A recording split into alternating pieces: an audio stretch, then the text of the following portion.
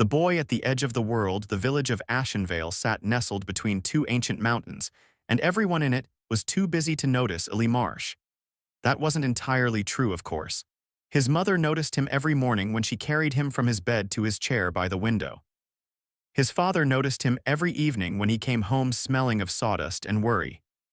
The healer noticed him once a month, pressing cold fingers against Illy's legs with the same expression, the one that looked like a door quietly closing. But the children didn't notice him, not really. They ran through the market square with sticks and laughter, playing games that required legs, games that required chasing, games that required you to be somewhere other than a wooden chair by a window. When they did glance at Illy, it was the kind of glance you gave a statue, acknowledging it existed, then moving on. There was no cruelty in it, which was almost worse. Cruelty would have meant they thought about him enough to dislike him. This was something quieter and harder to name. It was the simple, unthinking way that people moved around furniture. Illy was 8 years old, and he had learned to be very good at watching. He watched the baker's daughter, Marin, organize the other children into teams. She had a way of pointing that made everyone feel chosen, her finger landing on each child like a small benediction. She never pointed at Illy's window. He didn't think she did it on purpose. He thought, perhaps, that his window had simply stopped existing in the part of her mind where the world was sorted into things worth pointing at. He watched the blacksmith's twin boys, Corvin and Dast, wrestle in the mud and come up grinning with dirt streaked across their faces like war paint. They were loud the way only boys with uncomplicated bodies could be loud, throwing their weight around with the casual confidence of people who had never once been reminded that weight was a thing you could lose.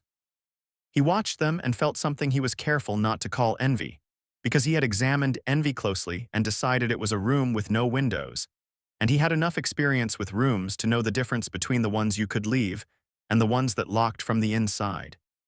He watched the world perform itself for an audience that didn't include him, and he held a small carved horse in his hands because it was the one thing he could move through space without anyone's help. The horse had been carved by his father, back in the early days, when his father still believed that if he made Illy enough beautiful things, the boy might not notice the gap between himself and everyone else. The horse was very good. His father was a gifted carpenter, and the animal had a particular quality of motion frozen into the grain of the wood. One foreleg raised, neck arched, mane suggested by a series of careful cuts rather than rendered literally. Illy had studied it so thoroughly over the years that he could close his eyes and reconstruct it from memory down to the small imperfection on its right flank where the chisel had slipped.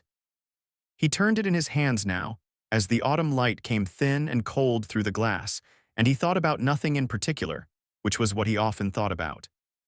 He had grown very skilled at nothing in particular. It was a vast and underappreciated territory. His window faced the eastern ridge of the mountains, and it was from that ridge on a Tuesday in late autumn that the smoke came. Not the gray smoke of a fire, not the white smoke of a cook fire or a forge or any of the dozen mundane sources that produced smoke in and around Ashenvale on a daily basis. This smoke was green, thin, and curling, a single thread of it rising from somewhere above the tree line, pale as new leaves against the gray sky. It rose straight up in the windless afternoon and then dispersed into nothing. And then more came, and then more, and it was the kind of green that didn't belong to anything that had ever been burned. It looked, Illy thought, exactly like a question mark. The village erupted in noise below. He heard it before he saw it, the sharp voices of adults shifting registers from the ordinary cadences of commerce and conversation into something higher and edged. He watched through the glass as men grabbed tools from their belts that might double as weapons. He watched mothers appear in doorways and pull children inside with the efficient speed of people who had rehearsed for emergencies in the back of their minds their entire lives. The children vanished from the square like smoke themselves. The elder, a tall woman named Orvinia, emerged from her building at the center of the village with the deliberate calm of someone who had been waiting her whole life to be needed for exactly this. She was old in the way old mountains were old, not frail, just permanent. She marched toward the eastern ridge with her jaw set and her staff planted hard into the earth with every step, and 3 of the village's larger men fell in behind her without being asked. Illy pressed his face against the glass. The cold of it registered against his forehead and cheek, but not in the way cold registered for other people. His body had its own geography of sensation, a cartography of what worked and what didn't, what sent signals back to the mind that housed it and what simply existed in silence. His face could feel the cold. His hands could feel the carved horse. Everything below the middle of his back was a country he knew only from maps, never from travel. He pressed his face harder against the glass, as if proximity could compensate for what his legs couldn't do. Something small was coming down the mountain. It appeared at the tree line first as a disturbance in the lower branches, something pushing through without quite knowing how, misjudging the gaps, twice disappearing entirely behind a cluster of pines before emerging again.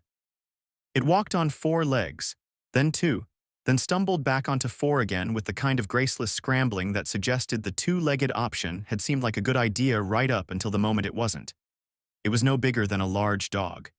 Its scales were the deep, saturated green of a forest in full summer, but this was autumn and everything around it was going gold and brown and bare, so the color stood out like a voice in a quiet room.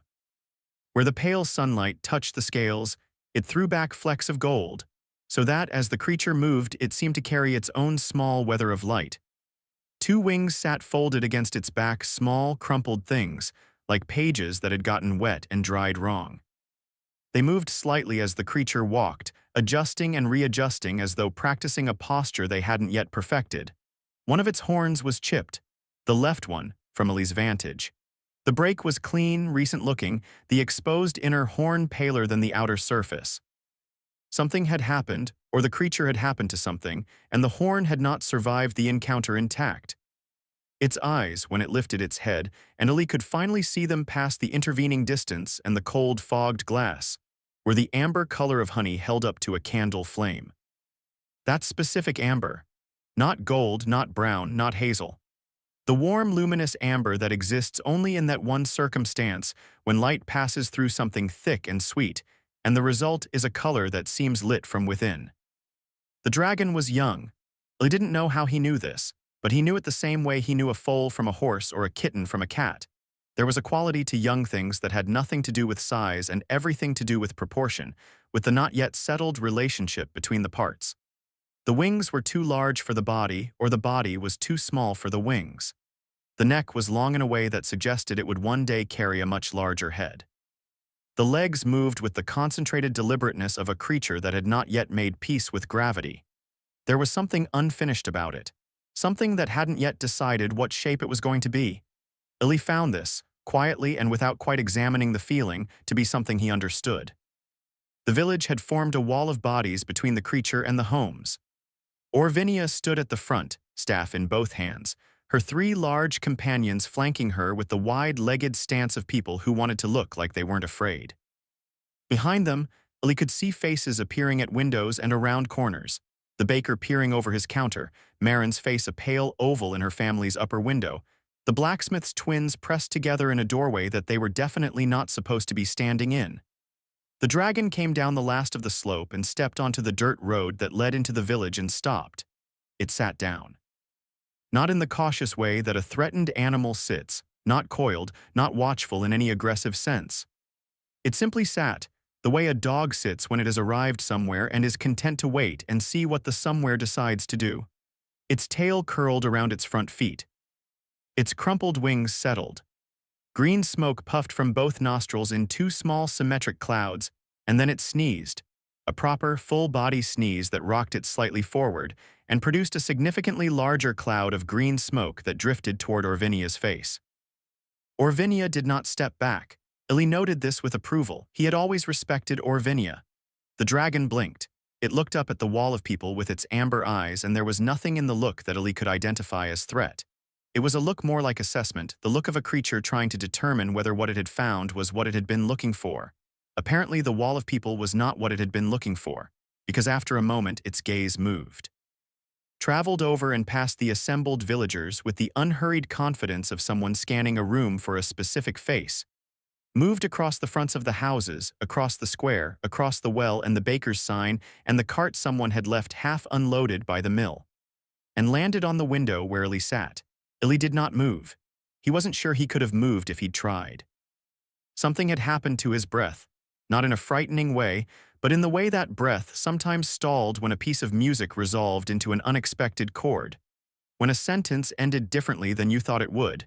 When something clicked into place that you hadn't known was loose. The dragon looked at him. He looked at the dragon.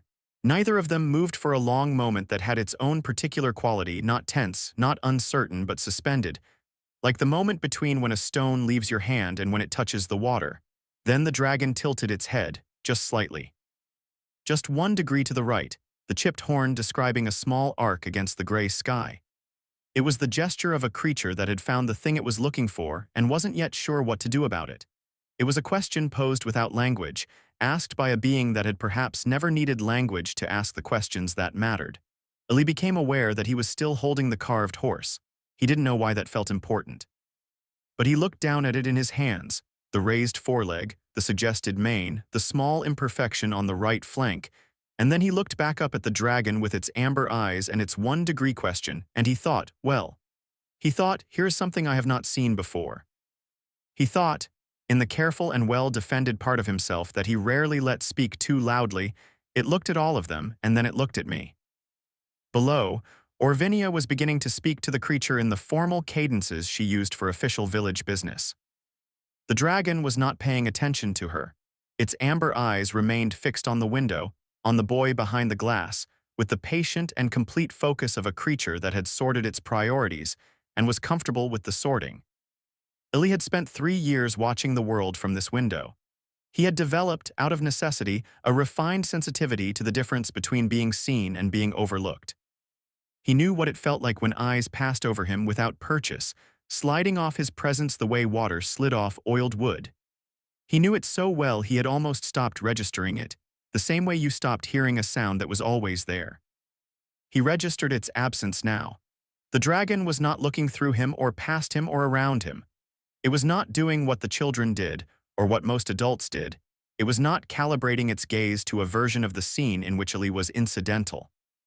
It was looking at him with a directness that had no pity in it and no discomfort. None of the particular awkwardness that human eyes carried when they landed on him and stayed. The awkwardness of people who wanted to look away but felt they shouldn't. The dragon's eyes held only that 1 degree question. And Ali, 8 years old, good at watching and well-practiced at wanting nothing too loudly, felt something move in his chest that he didn't have a name for. He pressed his palm flat against the cold glass. He wasn't sure why he did it. It was not a wave. It was not a signal in any language he had been taught. It was simply what his hand did when the rest of him didn't know what to do. It reached toward the thing on the other side of the barrier between them. Down in the road, the dragon made a sound, low and resonant briefly before Orvinia's voice overrode it. The creature's head turned toward the elder with what appeared to be polite but minimal interest, then turned back. Illy's palm was still against the glass. The autumn light was fading in the way it faded in the mountains. Quickly, once it decided to go, the warmth leaving the world with a speed that always felt slightly personal. The square was full of adult voices now, debating in the urgent undertones of people who wanted to sound calmer than they were. Somewhere in the village, someone's dog was barking with the particular frantic commitment of a dog that sensed something fundamentally new had arrived. None of it seemed to have anything to do with the dragon sitting in the road. None of it seemed to have anything to do with the boy at the window. They stayed like that, one looking, one being looked at, the cold glass between them, the autumn air, the distance, while the village decided what to do about something it had never encountered before. While the adults argued, and the children peered from hiding places, and Orvinia planted her staff and her authority against the unknown with all the practiced force of her years. The carved horse was warm from Ellie's hands. He could feel the small imperfection on the flank beneath his thumb, as familiar as his own heartbeat. He thought about question marks, green ones rising thin and curling into gray skies. The kind that appeared from directions you'd been staring at your whole life without expecting an answer to arrive from. He thought about the dragon's 1-degree tilt. He thought, very quietly in the room behind all his other thoughts, I think it came here on purpose. He pressed his hand harder against the glass. The amber eyes didn't move. The last of the afternoon light let go of the mountains all at once, and the village of Ashenvale fell into the blue-gray dusk of early winter, and in the road at the edge of the square, a small green dragon with a chipped horn and crumpled wings and eyes like candlelit honey sat perfectly still in the cooling air and looked at a window and waited. To be continued in Part 2, The Language of Staying. The language of staying it took 3 days, 2 village meetings, one shouting match between Ellie's father and the elder, and a lengthy inspection by every adult with any claim to wisdom before the dragon was permitted to remain in Ashenvale under strict conditions. The 3 days were not pleasant ones for Ellie. He sat at his window and watched the negotiations happen at a distance, which was the only way anything happened for him, at a distance, filtered through glass and other people's decisions. The dragon had been moved to the edge of the village square under what the adults called a watch, which meant 2 men with long-handled tools sitting on upturned crates at a respectful distance, while the creature sat in the road and waited with a patience that Ellie found remarkable, and the watchman found unnerving. Creatures that sat still that long, one of them said loudly enough to be heard from the window, were either very calm or planning something. Ellie had watched the dragon for 3 days straight. He was fairly certain it was just very calm. The first village meeting happened the evening the dragon arrived. Ellie's father carried him to the main room and set him near the fire while his parents dressed in the layers required for a cold night and an outdoor gathering, and his mother paused at the door with her hand on the frame and looked back at him. "We'll be just at the square," she said. "An hour, no more." "I know," Ellie said. She had the expression she sometimes got, the one that was trying to be ordinary and not quite succeeding. He had catalogued his mother's expressions over 8 years with the thoroughness of someone who relied on faces for information that other children received through movement, through proximity, through the thousand small physical languages of running and chasing and falling and being caught. He knew this expression. It was the one that meant "I wish I could take you with me" layered over "I wish wishing were enough." "I'll be fine," he said, because he always said it, and because it was usually true, and because saying it gave her something to carry out the door with her. She nodded once and went. He turned back to the window.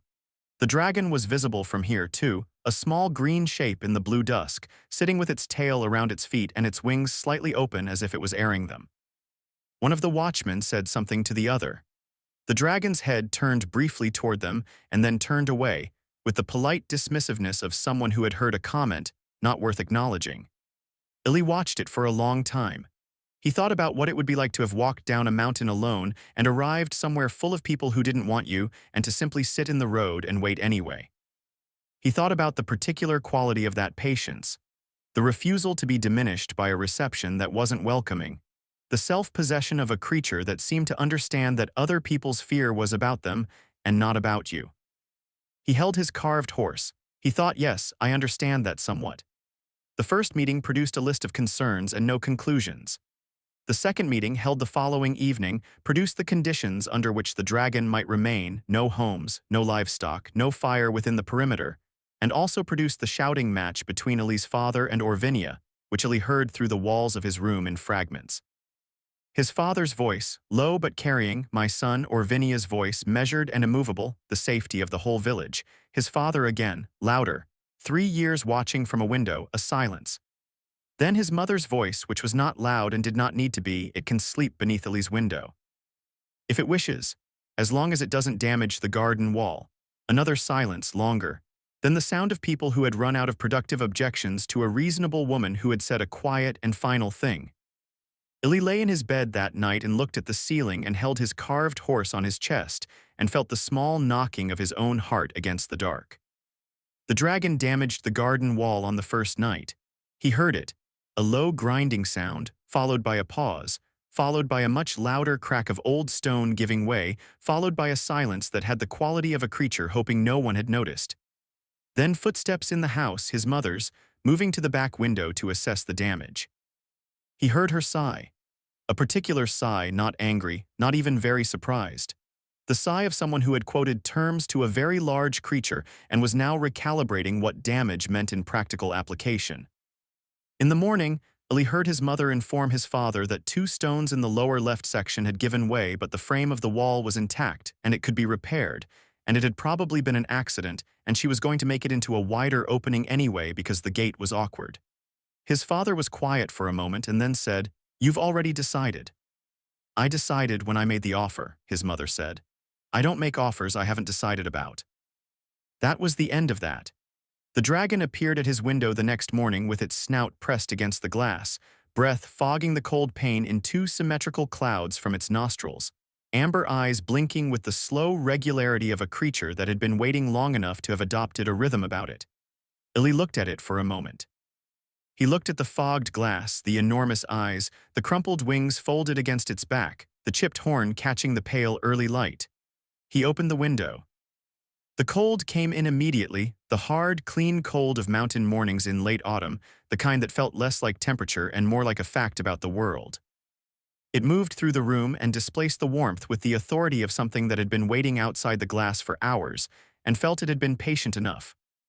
"Hello," Illy said.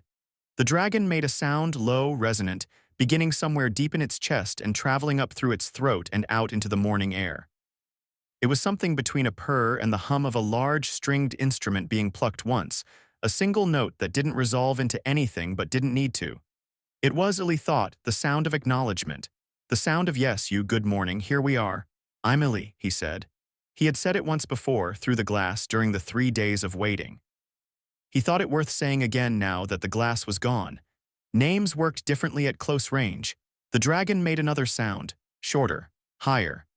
Not quite a word, but not quite not a word either, something in the territory between, where meaning lived before it learned to dress itself in language.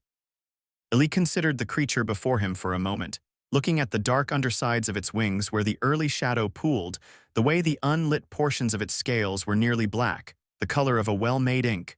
"I'm going to call you Sable," he decided. "Because of your wings when they're in shadow, is that all right?" Sable, and it was already Sable.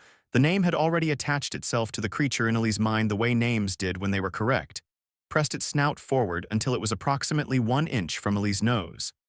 He could feel the warmth of its breath even in the cold air. It smelled of pine resin and something charred and sweet, like wood that had burned and then been rained on and had decided to smell interesting about it. Sable sniffed him, once with the thoroughness and authority of a customs official at a border crossing. A deep, considering, comprehensive sniff that seemed to catalog him in full, his scent, his warmth, his history, whatever a dragon's nose could read in the chemistry of a person.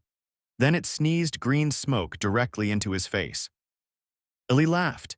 It came out of him before he could decide anything about it, which was the thing that made it different from other laughter he had produced in the past 3 years. Those laughs had been decided, chosen, performed, offered up as reassurance to the people watching him, so they would know he was fine and didn't need them to feel bad. Those laughs were acts of consideration. They cost something to make, and he had made them anyway because he was, despite everything, a kind child. This laugh cost nothing. It came up from somewhere below his sternum and exited without asking permission, surprised out of him by the specific combination of the sniff's solemnity and the sneeze's absolute lack of it, by the green smoke now dissipating between them, by the way Sable was blinking at him with an expression that on a human face would have been mild embarrassment, but on a dragon's face was something more like, well, that was unexpected, let's agree it happened and move forward. He laughed until his ribs ached slightly, and when he stopped, something in the room was different. Something in the space between himself and the window and the cold morning was different. Some weight that he carried so constantly he had stopped registering it as weight had shifted slightly, the way a stone shifts when water finds a better path around it. Sable watched him laugh with its amber eyes and didn't move. After that, Sable came every day. The rhythm of it established itself within a week, which was how long it took for Illy to understand that the dragon had no interest in being elsewhere. It was not visiting. It was not a novelty that would wear out and move on. It was doing the same thing it had done when it sat in the road while the village argued about it. It was simply present, with the complete, unqualified presence of a being that had decided where it was supposed to be and had no intention of being persuaded otherwise. Their friendship was built on the architecture of presence, and that architecture was different from the one Illy had seen in other friendships. The friendships he had watched from his window were built on shared motion, on running and chasing and the intimacy of bodies occupying the same game. They required the same currency. He had always observed them like a traveler watching commerce in a country whose money he didn't carry. This was built on something else, something older maybe, or at least different, something that understood being with someone as a thing that didn't require doing all the same things. Sable brought objects to the window. A smooth river stone, gray and perfectly oval, still faintly damp. A piece of birch bark with patterns in its surface that looked, if you turned it certain ways, like maps of places that didn't exist. A fragment of mica that caught the light and threw it in 6 directions. And once, on a morning that Ellie would remember for a long time, a very confused beetle, large and green-black, and moving its legs with the sustained outrage of something that had not agreed to any of this. Ellie had looked at the beetle. The beetle had looked at Ellie. He had accepted it gravely, studied it with appropriate seriousness, and released it into the garden while Sable watched with what appeared to be satisfaction. The gesture mattered. He understood that. The objects weren't random. They were the things Sable had found worth keeping, worth carrying, worth bringing to the one place it had decided its attention belonged. They were, in the language of creatures who didn't have language, a form of sharing. Look at this. Look at what I found. Look at the world I have been moving through while you've been in your window. Illy showed Sable his carved figures in return. He had a collection of them, the horse, but also a bear with its head raised as if scenting the air, a bird mid-flight with wings that his father had somehow made seem hollow despite being solid wood, a fish, 3 dogs of varying sizes, a human figure that he had never shown anyone else because his father had made it with legs that bent and moved at the joints, and he wasn't entirely sure what he felt about that. He held each one up and named it. Horse, bear, bird. He said the names clearly and waited, and Sable would look at each figure with the focused amber gaze and then look at Ellie, and Ellie had begun to feel, without being able to explain why, that the dragon understood more than the sounds. That it was learning not just the words, but the person behind the words. The particular way Ellie said horse with a flatness that meant the word was comfortable, or the way he said bird with a slight upward inflection that meant he was looking at the window while he said it, at the sky. Ellie taught the dragon the word for horse, for tree, for mountain, for window, for morning, for cold, for stone. Sable taught Ellie nothing in words. It had no words to give. But it taught him other things, small, exact things that Ellie hadn't known he needed to learn. It taught him how smoke could be shaped if you breathed it right. Not fire, not yet, but the green smoke that came with Sable's sighs and sneezes, which turned out to be considerably more controllable than it appeared. On a still morning, Sable could breathe out a perfect ring, thin and trembling, that hung in the cold air for 3 full seconds before dispersing. This required concentration and a particular quality of stillness in the chest, and the expression on Sable's face when it managed a good ring was the expression Ellie associated with competence, with the specific satisfaction of having done a precise thing precisely. It taught him how to tell weather by watching where the birds flew. High and straight meant cold and dry. Low and quartering meant wind coming. The small brown sparrows that nested in the miller's eaves, if they flew east in the morning, meant rain before noon with an accuracy Ellie began to verify and found to be high. He started keeping a record in the margins of a book his mother had given him, tallying sparrow direction against weather outcome. And by the 3rd week, he had enough data to begin making predictions. And by the 4th week, the predictions were better than the healer's rheumatic joints, which had been Ashenvale's primary meteorological instrument for 30 years. But the most important thing Sable taught him, and it was a thing taught entirely without intention, by example, without any indication that a lesson was being given, was how to remain perfectly still and simply exist in a moment without needing it to be more than it was. Ellie had spent 3 years trying to make moments be more than they were. He had stretched and pressed and worried at them, trying to extract more meaning or more company or more sensation from the hours in his chair than they naturally contained. He had read until his eyes ached and carved, until his hands hurt and watched the square until he knew every pattern of movement in it so well he could predict 10 minutes ahead when someone would change direction. All of this was motion in lieu of motion. All of this was running in the only way available to him. Sable would come to the window and do nothing. Not restlessly, not with the fidgeting nothing of boredom. A rich, complete nothing, the nothing of a creature lying in a patch of thin autumn sun with its wings half open and its eyes half closed, and its tail moving occasionally with the minimal movement of something that was alive, and that was sufficient. It could hold that stillness for an hour. The morning could change around it, and it would change with the morning without fighting any part of the change. Ellie watched this, and something in him recognized it the way you recognized a skill you had seen demonstrated but never learned. He began to practice. Badly at first, he kept noticing himself trying, and the noticing defeated the trying. But Sable never commented on this and never moved away from it, and after 2 weeks, Ellie found a Tuesday morning when the light was coming through the window at a low angle, and Sable was dozing against the garden wall, and the carved horse was warm in his hand, and he simply was for 20 minutes in the way Sable was, without needing the moment to produce anything, without listening for footsteps in the square or voices below his window, without the small, constant tally of what was happening elsewhere that he wasn't part of. 20 minutes of simply being where he was. He thought about it afterward for a long time, turning it over the way he turned the carved horse, examining it from different angles. He wasn't sure what to call it, but he thought that it might be the opposite of the room with no windows. He thought it might be something like enough. The village children began to linger. It started in the second week, when Sable's presence had moved from village crisis to village fact, and the adults had returned to their ordinary business with the slightly strained nonchalance of people who had decided a thing was fine and were committed to demonstrating the fineness. The children had been brought back inside when the dragon arrived and kept there for a day and a half. And then the keeping became impractical because children do not stay kept when there is something remarkable happening in the road outside. They came to the edge of the square first, in a cluster, the way children approached anything uncertain, gathered for courage, each one slightly behind the one next to them. They watched Sable move from the road to the garden with the alert stillness of birdwatchers who have found something new to their list. Sable ignored them completely. This was, Ali observed, not studied indifference, not the performance of being unbothered. Sable simply wasn't bothered. The children were present. Sable registered this. Sable determined they were neither a threat nor the specific thing it was attending to, and filed them in the category of things noted and moved past. The amber eyes returned to the window. After that, Sable had an inconvenient habit of only being interesting when Ali was involved.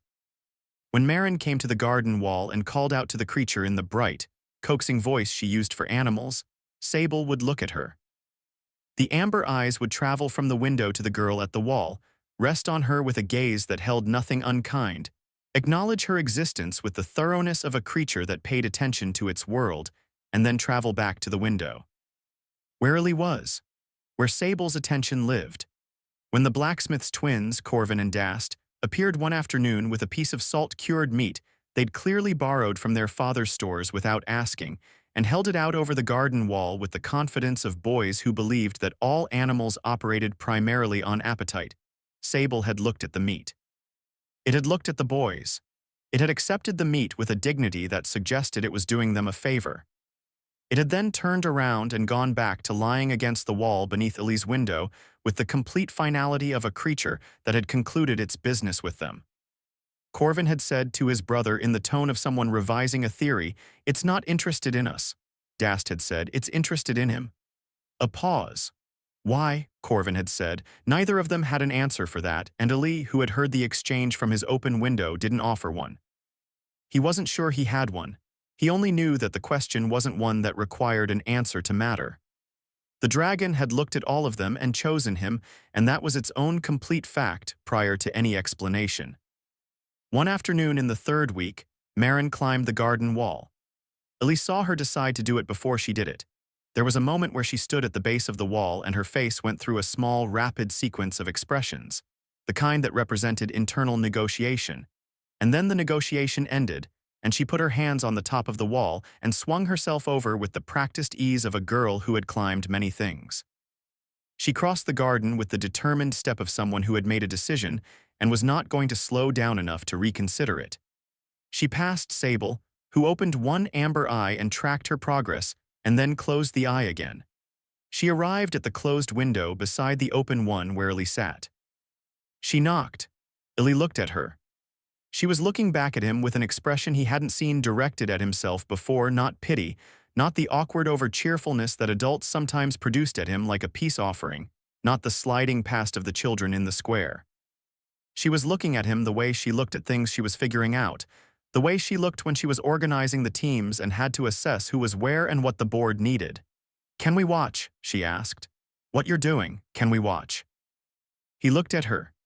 He looked at the 4 other children hovering at the garden wall with elaborate casualness, arms crossed, eyes aimed somewhere vaguely above and to the left of the garden, the precise posture of people pretending they hadn't followed someone. He thought about the room with no windows. He thought about the 20 minutes of simply being where he was. He thought about the way Sable had come down the mountain and sat in the road and waited, without apology, without diminishment, simply present and patient and sure of its own right to be where it was. "You can come in the garden," he said.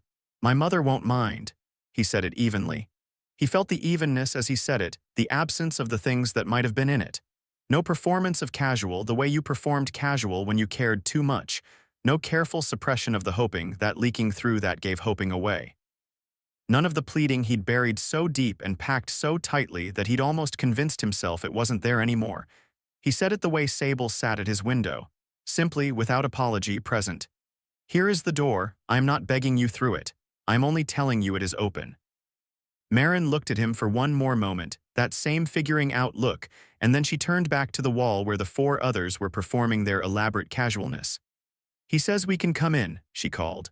The casualness dropped immediately. Corvin was over the wall before she finished the sentence, which was honest if nothing else. Dast followed. The two others, a girl named Prissa who made nets with her grandmother and a quiet boy called Fen who Ellie had watched from the window but didn't know, came through the broken section of the wall that Ellie's mother had widened, which was its own quiet piece of evidence about something. Marin opened the garden gate. Ellie watched them arrange themselves in the garden with the self-consciousness of people entering a space they hadn't been in before, stepping around Sable's tail, finding places to stand or sit that felt both casual and deliberate. Sable opened both eyes and watched them settle with the amber gaze that missed nothing, and then put its head back down on its forelegs. The afternoon was cold and clear.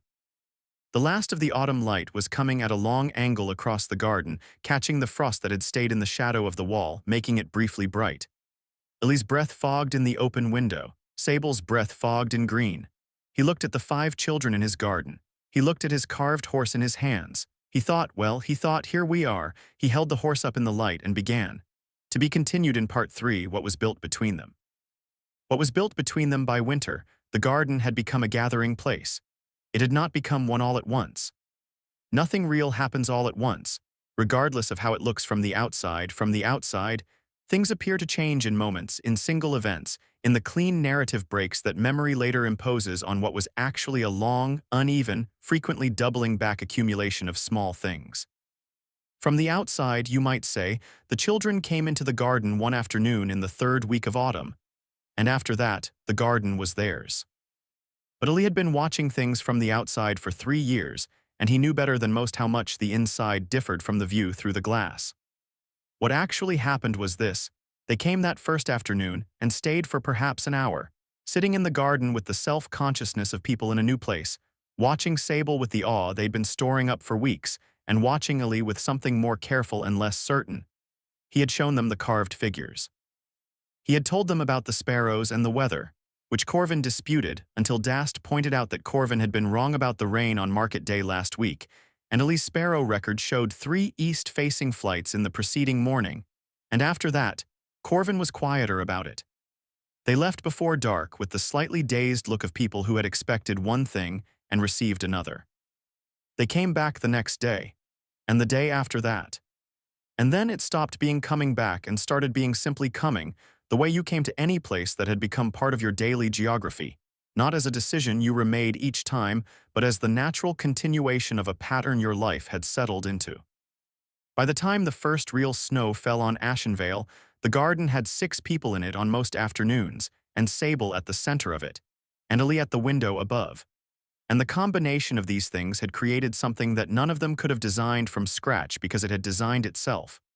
The way all real things did, out of what was available and what was needed, and the particular friction between them that produces something new.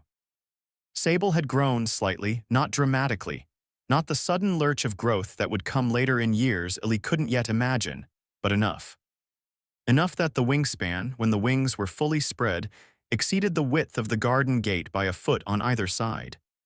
Enough that when it sat upright, its head was level with Ellie's window without it needing to stretch.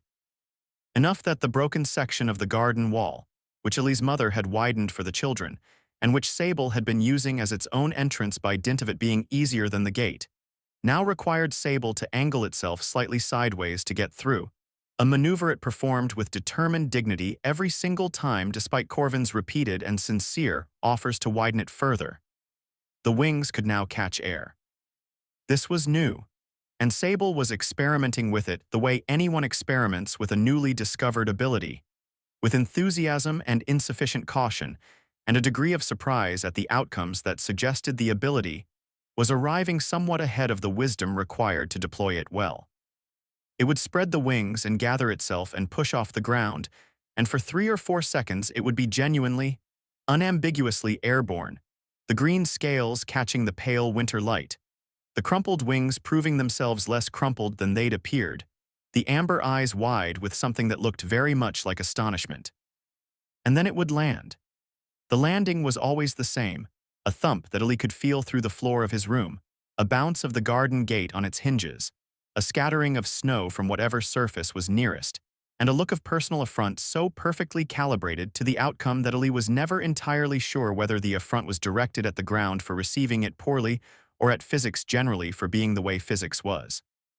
"You're getting better," Ali told it. One gray morning after a particularly ambitious attempt ended in a skid that took out a section of the frost-hardened garden bed. Sable looked at him with an expression that said it was aware of this and did not find it sufficiently consoling. It was learning fire in small increments, which mostly produced sputtering orange sparks and a great deal of green smoke. The fire was technically forbidden within the village perimeter, and Sable understood this in the way it understood most rules, as information about what the humans required from it, to be honored because the humans mattered and not because the rule itself carried authority. When Orvinia was in the vicinity, there was no fire. When only the children were present, there was experimental fire, conducted with the focused expression of a student working through a difficult problem, the results of which ranged from a single sustained orange flame about the size of a candle to a burst of sparks that once traveled 6 feet and singed the edge of Marin's scarf in a way she later claimed was an improvement to its character. The children were delighted by all of it, every attempt, every failure, every unexpected outcome. Ashenvale was a village in mountains where the winters were long and the entertainments limited, and a young dragon learning to produce fire in a garden was, by any metric, an extraordinary thing to have access to. Children from other parts of the village began appearing at the garden wall, and the circle expanded and contracted and expanded again, and the garden's geography shifted to accommodate.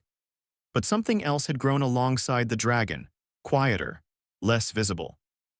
More important, Ali had been given a problem to solve, and the problem was this: how do you play games with a boy who cannot chase you?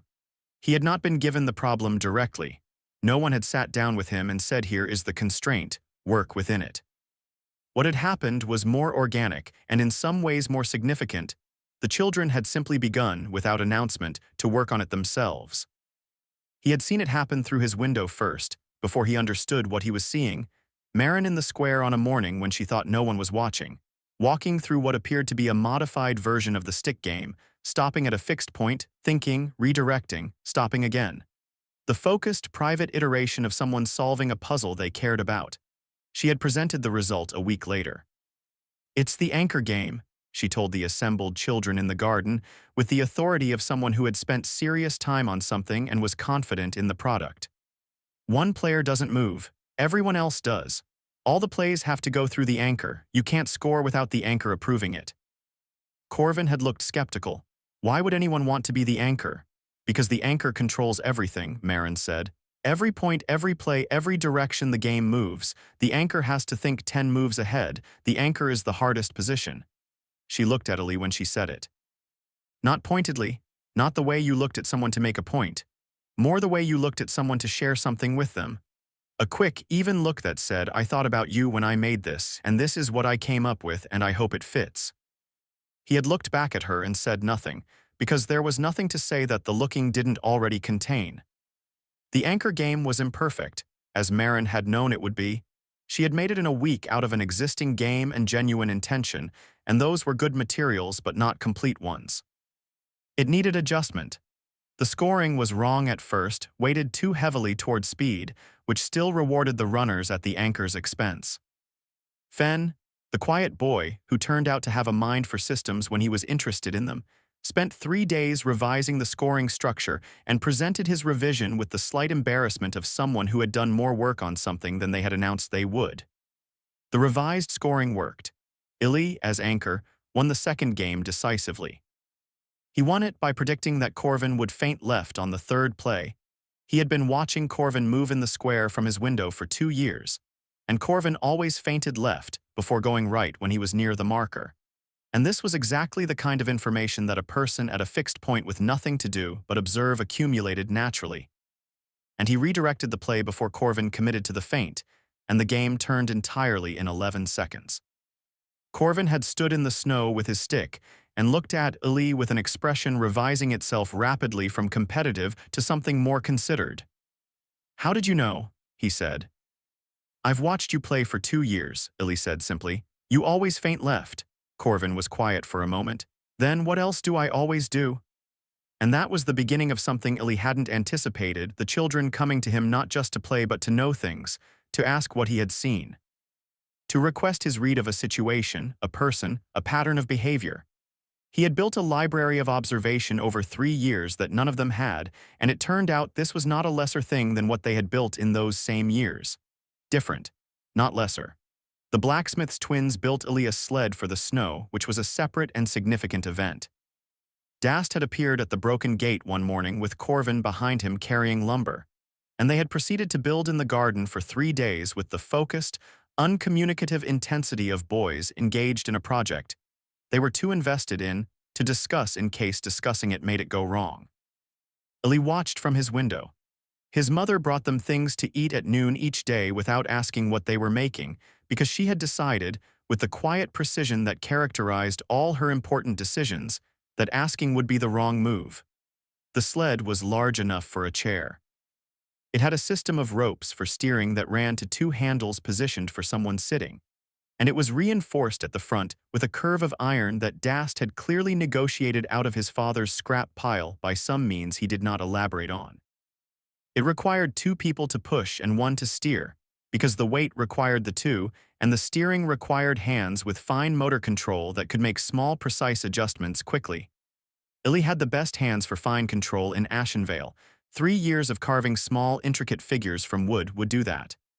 The first time they took the sled to the hill above the mill, the whole group went.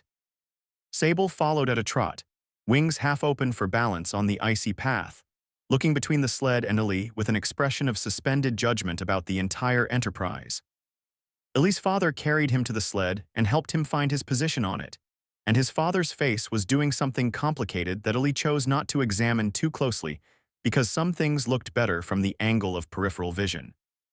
They reached the top of the hill. Marin looked at Ali. Ali looked at the slope below him, the long, clean white of it, the village at the bottom, the distance between here and there. He had not been at the top of this hill for 3 years. He had watched children sled it from his window until the watching was so familiar he'd stopped registering it as something that wasn't available to him. "Ready?" Marin asked. He put his hands on the steering ropes. "Yes," he said. They pushed. The first second was just cold, rushing air. The second second was speed, real speed, the kind that came from momentum and a good slope and a well-built sled, the kind that had nothing to do with any decision he could make and was simply happening to him, which turned out to be exactly what he had not known he was missing. The kind of motion that required you to be fully in it. The kind you couldn't watch from a window. He steered. Small adjustments, precise, the way he moved his chisel on a long curve, feel and correction, the sled responded. The hill went past him. The cold filled his lungs and his eyes watered, and behind him he could hear Marin and Fen running and laughing. And above them, briefly, he heard the hard snap of wings catching air, and the shadow of Sable passed over him. And the shadow went further than he did. And then the thump and the scatter of snow as Sable landed 30 feet ahead with its customary expression of personal affront at the physics of landing. Ali steered around the dragon. He hit the flat at the bottom, and the sled slowed and stopped. He sat for a moment in the cold and the stillness and the particular silence that follows something you didn't know your body had been waiting for. Then he tipped his head back and looked at the sky. It was the white-gray of a mountain winter, close and without feature, the kind of sky that held itself at the same distance from the ground no matter how long you looked at it. A bird crossed it, high and fast, moving east. He made a note of it without meaning to. He had become someone who made notes of such things now, automatically, the way you breathed. Sable's face appeared above him upside down, looking down at his upturned face with amber eyes that held a question. That, Illy said, was remarkable. Sable sneezed green smoke, which under the circumstances felt like agreement. Sable participated in all of it, the anchor game, the sled, the various other enterprises that accrued around the garden through the winter months, with enormous enthusiasm and no natural talent for any game involving rules. It grasped the objective of the anchor game as being to move a stick to a specific place, which was correct, but had idiosyncratic ideas about how directly this could be accomplished that resulted in 3 sticks being rendered unsalvageable, and Orvinia appearing at the garden gate once to inquire about the noise. It pulled the sled up the hill with a willingness that exceeded its awareness of how fast it was going. Once arriving at the top before the children had finished lacing their boots, and sitting at the crest with the patient expression of a creature that had been efficient and was waiting for everyone else to catch up. It tried to play every game the same way it came down the mountain, with direct, committed, total engagement and a serene indifference to any intermediate steps between start and desired outcome. Illy watched this with great affection and some recognition. There was something in Sable's relationship to games that was less about the games and more about the being together that the games organized, and that was, he thought, the correct priority. On the last day of the year, when Ashenvale built its bonfire and the whole village gathered in the square, Illy's father carried him out and set him in his chair near the warmth. His father did it the way he'd been doing it since the autumn, differently than before. Before, there had been a quality of careful handling to it, the handling of something precious and also fragile, something that required protection from the knowledge of its own fragility. Now there was just carrying. His father picked him up and carried him and set him down, and the extra layer was gone, the layer of worry performing itself as gentleness. Illy thought about this sometimes, and thought it was because his father had watched him steer the sled, and come up from the bottom of the hill with cold on his face, and something in his eyes that wasn't performance, and whatever his father had understood from watching that had changed the way he used his hands. The square was full. Ashenvale was not a large village, but on the last night of the year it gathered everything it had and put it in one place, and the effect was of fullness. Of the year's accumulated faces and voices, and the particular warmth of gathered human bodies against the cold. The bonfire had been built high, dry wood stacked with care over 2 days, and it burned with the serious orange intensity of something constructed to last the night.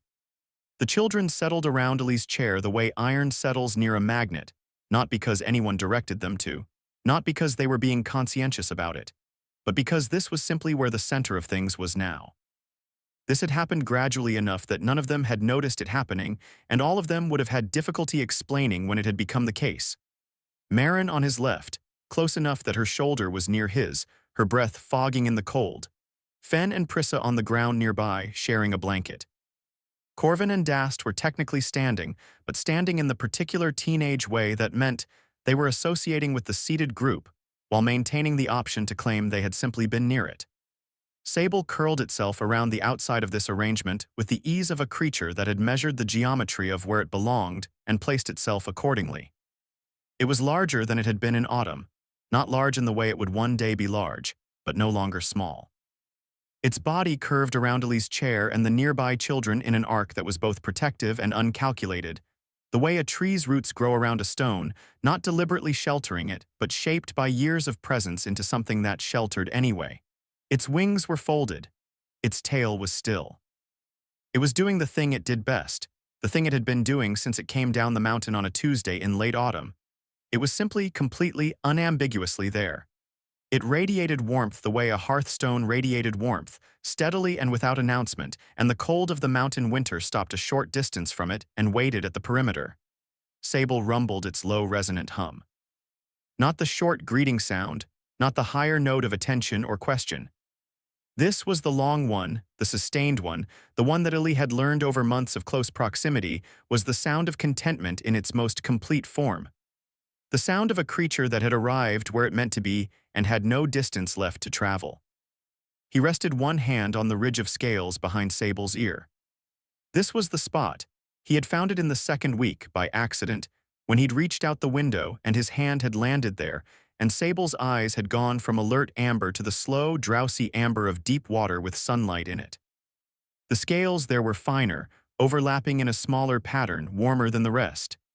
The ridge itself was raised slightly, a structural feature of Sable's skull that seemed designed precisely for the placement of a hand. He sometimes thought about that. Whether it had been designed in whatever way dragons were designed, or whether it was coincidence. He decided eventually that it didn't matter. Coincidence and design produced the same result, which was a ridge that fit his hand and a dragon whose eyes went soft when he put it there. He put it there now. Sable's hum deepened by one note. Orvinia passed by them in her circuit of the bonfire. She made the same circuit every year, stopping to speak to each family, the elders' annual passage through her village on the night that measured the year's end. She was speaking to the miller when she passed the arc of Sable's body and stopped. She looked. Illy watched her look, the way he watched most things, with the full attention of a person who had learned that looking carefully was how you knew things. He watched her eyes move from his chair to the dragon curled around it to the children in orbit around them both, and he watched her expression do something complicated. It moved through several things too quickly to name each one, and then it resolved, not into relief, not into approval exactly, not into any of the things an adult's face resolved into when it had reached a conclusion about a child's welfare. It resolved into something older than any of those. Recognition. The look of someone watching an old truth demonstrate itself again. The look of someone who has seen many years and many configurations of people finding their way toward each other and can identify the shape of it even in a new form, the way a reader recognizes a story's structure even in an unfamiliar telling. She didn't say anything. She looked at Illy for one moment, and her eyes acknowledged him directly, not the way they had acknowledged him for 3 years, with the particular careful consideration given to someone who needed things to be navigated around, but the way they acknowledged Marin or the miller or any other member of Ashenvale who had simply taken their place in it.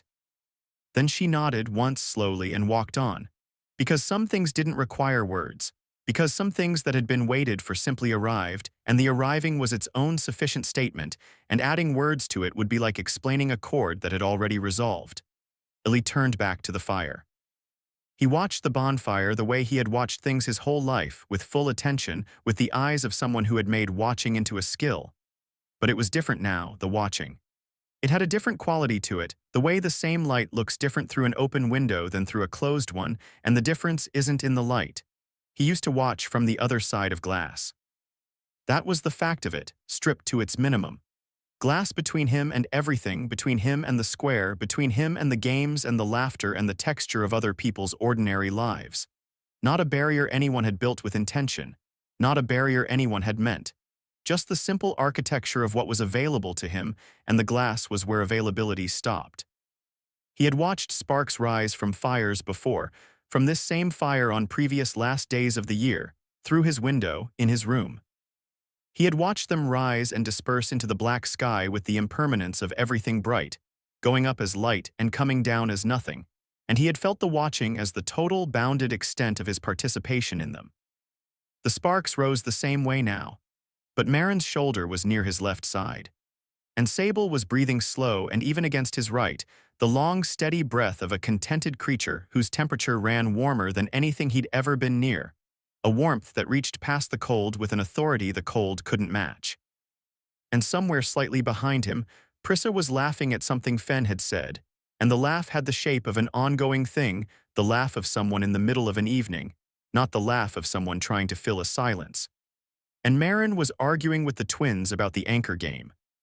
He could hear it clearly, the crisp, carrying voice she had when she was being precise about something she cared about, laying out the rules of a game that did not yet exist but was already fully alive in her mind. The rules of next spring's anchor game. She had been developing it for 2 weeks, iterating on the original, and the twins were disputing the revised scoring, and she was explaining with the patience of someone whose position was correct and who knows it. Behind him, the argument continued. The sparks rose. He was still the boy who could not run. He held the carved horse in his hand, the raised foreleg, the suggested mane, the small imperfection on the right flank, and he felt it the way he always felt it, warm from his hands and exact in its detail, the same object it had always been. Nothing about it had changed. Nothing about his legs had changed. Nothing about the fundamental, permanent, unchosen fact of what his body was and was not had changed between last year's fire and this one. He would always be that boy. He knew this with the clean, undefended clarity that came from having sat with a thing long enough to stop arguing with it. He had sat with it for 3 years, and in the sitting he had learned, from Sable, and from the 20 minutes of stillness, and from the long study of what watching carefully could give you, how to hold a thing without fighting it. How to hold it the way you held a stone that was simply a stone, that had no intention toward you, that was what it was and that was all. He held it. He would hold it every day for the rest of his life. It would be there every morning when he woke and every night when he didn't walk to bed. It would be the shape of certain rooms he couldn't enter and certain hills he couldn't climb under his own power and certain moments in games when the running happened without him at its center. It would be there. And alongside it, not replacing it, not arguing it away, not making it smaller than it was, all the rest of it would also be there. The anchor game. The sled and the cold rushing hill. The sparrows facing east before the rain. The 20-minute stillness. Sable's hum deepening one note under his hand. Marin's shoulder near his in the cold. The argument about the rules of a game that didn't exist yet but would because she would make it, because she was the kind of person who made things when she saw they were needed. He looked at the fire. He was also the boy who had been found. He had been found by a small green dragon with a chipped horn and crumpled wings, and no particular sense of how to navigate a slope without stumbling, who had come down a mountain on a Tuesday in late autumn and sat in a road and looked past everyone who tried to be looked at and landed, with the amber certainty of honey held up to light, on a window. On him? On the specific, unremarkable, particular him, not the him who was a problem to be solved or a situation to be managed or a child about whom complicated feelings were required, just the him who was there. The him who was worth the specific and complete attention of a creature that did not distribute its attention lightly, who had tilted its head 1 degree and asked, in the language that existed before language, you. Yes. And who had waited, and turned out to be the kind of creature that waited without diminishment, that held its question without the question becoming a burden, and was still there when Ali pressed his palm against the cold glass and answered back in the only language he had at the time, yes. Me. Here. Ali had spent enough time at Windows to understand the difference between being on the outside of something and being at the center of it. He knew the outside in every detail. He knew the particular quality of glass under your forehead when you pressed against it to see better. He knew the way sound came muffled through walls, the consonants softened, the meaning present but the texture gone. He knew the specific weight of watching a thing and having the watching be the whole of your relationship to it. The weight you stopped noticing because it was always there, the same way you stopped hearing the silence in a room you lived in. He knew now which one he was, not in the way you knew something you'd been told, in the way you knew something your body had confirmed. The rushing cold of the hill, the warm ridge of scales under his palm. Marin's shoulder, the sparks going up into the black sky in front of his open eyes. The fire burned. The night was cold and pressed close around the warmth of it, close and full of voices, the voices of the whole village, every family, every face he had watched from his window sorting themselves into the ordinary overlapping music of people who were somewhere together and knew it. The mill wheel was still in the cold. The mountains held Ashenvale in the way they'd always held it, patient and enormous, indifferent to the year turning as mountains were indifferent to all the small, urgent cycles that happened against their feet. Sable's rumble deepened. It went down another note, and then another, the way a string went deeper when the player moved their hand along it toward the source of the sound. It went down until it was less a sound than a frequency, until Lily felt it more than heard it, felt it through the hand on the ridge of scales, through the side that was against Sable's warmth, through the chair and into some register of his body that was below where words lived and above where sleep began. It was almost a song. Not quite, not a song in any form he had heard before, not a thing with structure or repetition or the call and response of music. But it had the quality of a song. The quality of sound that was intentional, that was aimed at something, that wanted a particular effect in the world and was producing it. The effect it was producing was this. Illy Marsh, 8 years old, boy at the window, the one who watched, was sitting beside a fire on the last night of the year with people on all sides and warmth at his right hand and the carved horse in his palm and his whole life in front of him, and he was smiling. Not the careful smile, not the reassuring smile, the I'm fine smile, the smile that was made for other people to look at, and feel better about him. The kind that happened to your face when you weren't managing it. When something came up from below and moved through you and arrived at your face already complete, not asking your permission, not performing anything. He smiled.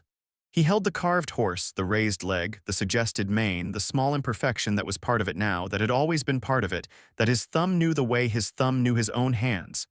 He stayed. The sparks rose into the black mountain sky and disappeared, and more came up behind them, and the fire had enough in it to last the night, and the year turned in the dark above Ashenvale without announcement, the way it always turned, the way all the important turnings happened quietly in the middle of other things, while people were gathered around warmth and not looking up. End.